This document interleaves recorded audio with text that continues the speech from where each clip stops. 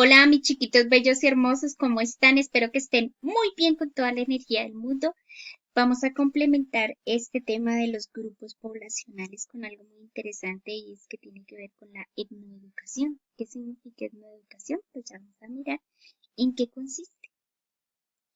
La etnoeducación precisamente está orientada a estos grupos étnicos y hace alusión a la manera o lo que debemos, ¿cierto?, enseñarles en el formato de educación a estos niños que están creciendo dentro de un grupo que tiene sus particularidades propias, sus características y sus elementos fundamentales. Y precisamente estos niños, porque merecen estos niños, ¿cierto?, que también tengan esa parte de su formación educativa. Entonces, en este sentido vamos a mirar que es un servicio y un derecho fundamental para ellos, para garantizar no solamente los procesos de enseñanza, sino la construcción de sus conocimientos.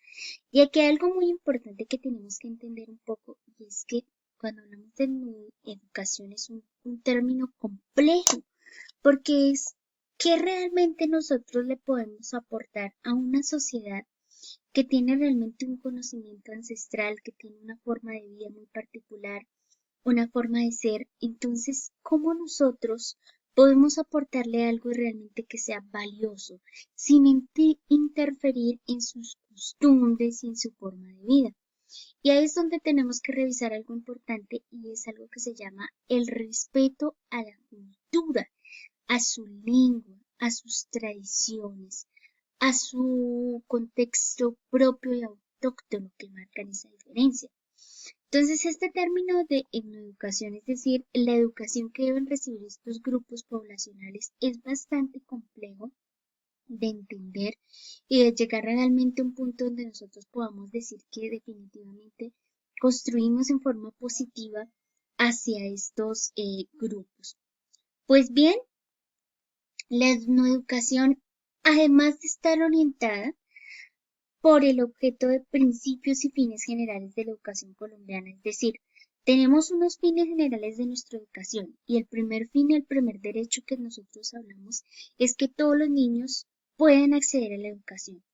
Ahora, ¿qué incluir en la educación de estos niños? Pues particularmente lo que se incluye con ellos es sus particularidades sociales que los caracterizan como grupos étnicos.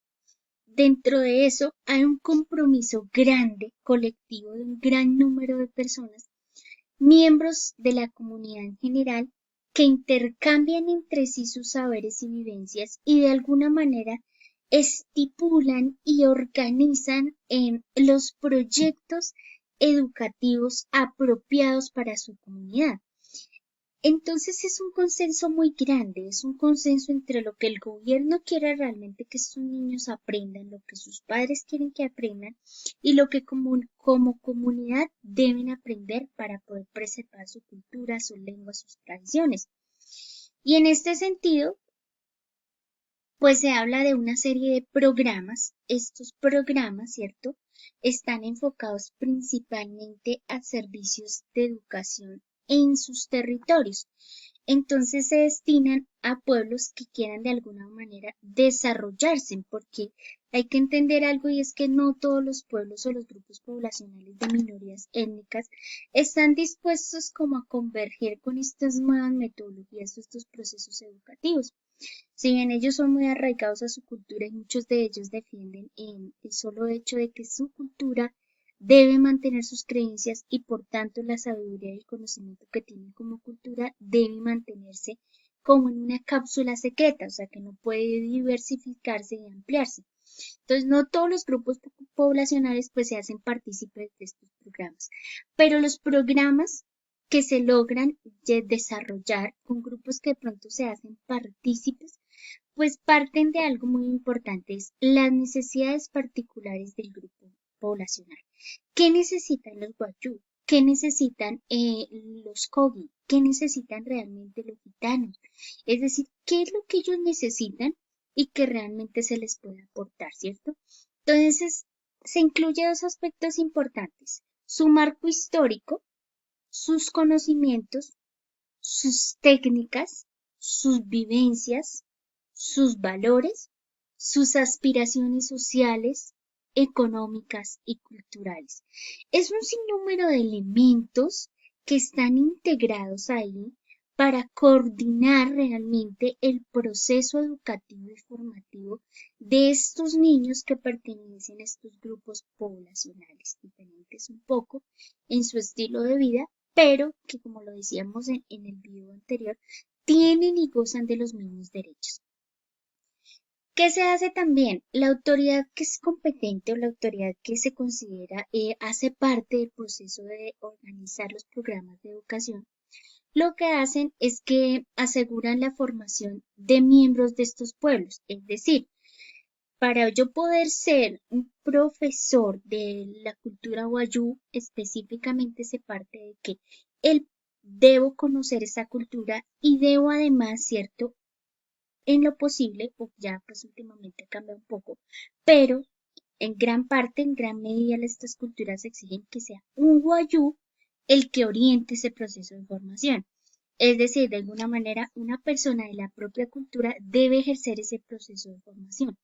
Entonces aquí viene algo muy importante y es que se debe partir de formar a las mismas personas, de formar a las personitas que están ahí para que ellos se conviertan en formadores y en profesores y en personas que van a transmitir y progresivamente todo el conocimiento de estos programas. Entonces esto es muy interesante porque finalmente pues el mismo conocimiento queda dentro de la misma cultura.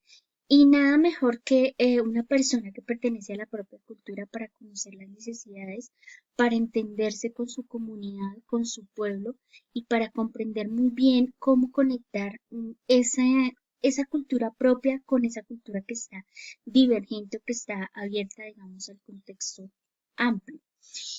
¿Y qué pasa aquí entonces, mis chiquitos bellos? Pues los gobiernos tienen que reconocer el derecho a esos pueblos a crear sus propias instituciones de educación, ¿cierto? No puede ser una institución igual a la nuestra, no.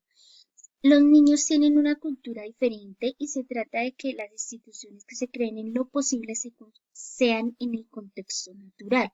Es decir, si estamos hablando de etnoeducar o de educar a los niños de la selva de la Amazonía, lo ideal es que esas instituciones estén allí, en ese lugar propicio, en el contexto natural donde están estos niños, porque no tendría ningún sentido traernos a los niños de la selva de la Amazonía aquí al centro del país para que vengan a educarse. Entonces se trata de eso, mis chiquis bellos, de que esas instituciones que crea el gobierno, que está apoyando y que apoya el gobierno para que se formen también estas culturas o estas minorías étnicas, pues precisamente se originen en los lugares y en el contexto natural de la propia comunidad. Deben satisfacer algunas normas mínimas, esas normas mínimas pues para preservar la misma cultura, su salud, su bienestar, ¿cierto? Porque no podemos entonces establecer otra serie de cosas que de pronto irrumpan y dañen a la propia organización. Entonces se debe partir de eso, mis chiquitos bellos y hermosos. Bueno. Hay algo muy importante y es que hablábamos, bueno, y entonces, ¿qué es lo que tenemos que enseñarle a estos niños? ¿Será que les podemos enseñar informática? ¿Será que les podemos enseñar las mismas materias que nosotros estamos habituados? Pues precisamente el currículo, es decir, los contenidos que ven estos chiquitos, estos niños que se están formando, cambia bastante con relación a los que nosotros tenemos habitualmente y cambian ajustados precisamente a las necesidades. ¿Por qué? Porque si nosotros hablamos de un contenido de lenguaje, no podemos nosotros enseñarles lenguajes que no son propiamente de su cultura, sino que por el contrario, pues tienen que ser esas lenguas propias y a su vez cultivar de pronto otra lengua que les permita a ellos interrelacionarse con la sociedad, pero sobre todo mantener su propia cultura. Se habla también de concepciones de vida, es decir, los elementos fundamentales que ellos necesitan para existir en su alimentación, en su vestuario, en su formación de vida. Algunas culturas tienen arraigados algunos elementos importantes, como por ejemplo que los niños en cierta edad empiecen a cazar, las niñas empiecen a sembrar, a crear sus artesanías, es decir, a tejer, a elaborar una serie de elementos.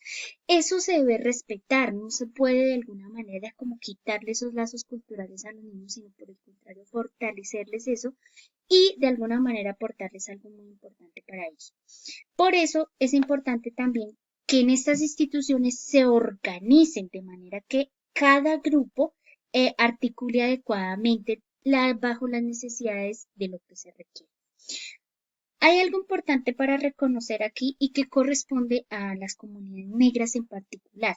Existe una ley que fundamenta estos principios de los que estamos hablando y es la Ley 70 de 1993. Esta ley establece que el Estado colombiano, es decir, el gobierno, tiene que garantizarle a estas comunidades negras ese derecho al proceso educativo. Si bien en algún momento nosotros mirábamos en la época colonial, en la época de la conquista, en ese periodo, definitivamente las comunidades negras estaban arraigadas o alejadas de poder acceder a este marco educativo. Solamente las personas de la alta sociedad podían ser reconocidas y podían pertenecer y adquirir educación. Pues aquí no, aquí ya estamos en un momento donde estas comunidades necesariamente tienen ese derecho y a su vez estas mismas comunidades tienen que buscar la manera para que eso se preserve y para que adopten de alguna manera en su contexto niveles educativos, currículos y otras disposiciones. Es decir, las mismas comunidades tienen que organizarse para defender estos derechos y buscar que sus niños no se queden sin educación. Entonces, esto es muy importante reconocerlo y que también nosotros lo tengamos muy presente. El avance normativo ha cambiado muchísimo y más en lo que tiene que ver con educación. Hay bastantes instituciones que defienden estas minorías étnicas, estos grupos étnicos y que su fin primordial, pues principalmente es el mejoramiento de las condiciones de vida de estas comunidades. Tampoco podemos alejarlos y dejarlos allá como un segmento independiente donde nadie los pueda ver, no, por el contrario, tenemos que buscar la manera que ellos de alguna manera podamos defender su cultura, pero a su vez que se puedan adaptar a nuestra cultura. Eso es bastante importante para que también haya un proceso de evolución. ¿Qué se quiere lograr? Pues se quiere lograr desarrollar muchos proyectos educativos con todos los grupos indígenas. Obviamente es un proceso difícil porque, como yo les decía, no todos los grupos indígenas van a querer hacer partícipes de esto. Hay grupos que realmente ni siquiera conocemos muchas de sus cosas y de sus tradiciones precisamente porque ellos defienden mucho su cultura y hace parte de su autenticidad. Eso es un sello propio para ellos. Entonces se está buscando como esas normas conceptuales, pedagógicas y metodológicas partiendo de formar docentes desde la misma comunidad, de formar niños que realmente cultiven y valoren su cultura, pero que también estén abiertos a las nuevas posibilidades que les ofrece el mundo, sin dañar su propia idiosincrasia. Entonces, en esta formación, pues también hay otro tema muy interesante y es el proyecto de los pueblos, por ejemplo, Uwa, Wayuu y Ete, que con estos pueblos, digamos, se ha hecho como un contacto muy especial, en especial con el pueblo Uwa, quienes de alguna manera han permitido permear en su cultura y ellos se han encargado como de impartir un poco su lenguaje y de crear esos lazos de amistad con la población natal y nosotros los que estamos en este sentido, ¿listo? Bueno, entonces aquí para ya destacar y para ya empezar a resumir, se conserva un proceso educativo en los grupos y las minorías étnicas. Se busca preservar los conocimientos, las habilidades y destrezas y los sentires y palabras que intercambian a su vida y a su comunidad. Se hacen propuestas permanentes para que los niños y cada grupo étnico pues tenga lo que realmente requiere en acorde a su cultura. Se trata de utilizar y hablar en sus propios términos, no de pronto incluir otros términos que puedan alejarles un poco su cultura. Como decíamos, hay comunidades donde no permiten el celular y ellos, las personas que tratan de entrar, pues los alejan precisamente para que no dañen su propia cultura. Se enseña por procesos. ¿Qué significa eso? No se ven de pronto como materias, sino que se va enseñando, por ejemplo, qué significa ser mujer, qué significa ser hombre, cómo se forma el rol social. Entonces, esos son como esos procesos de vida, no tanto materias como tal. Entonces, eso es muy relevante para estos chiquitos que pertenecen a estos grupos y minorías étnicas. Mis chiquitos bellos y hermosos, espero que les haya gustado esto que se relaciona con la educación.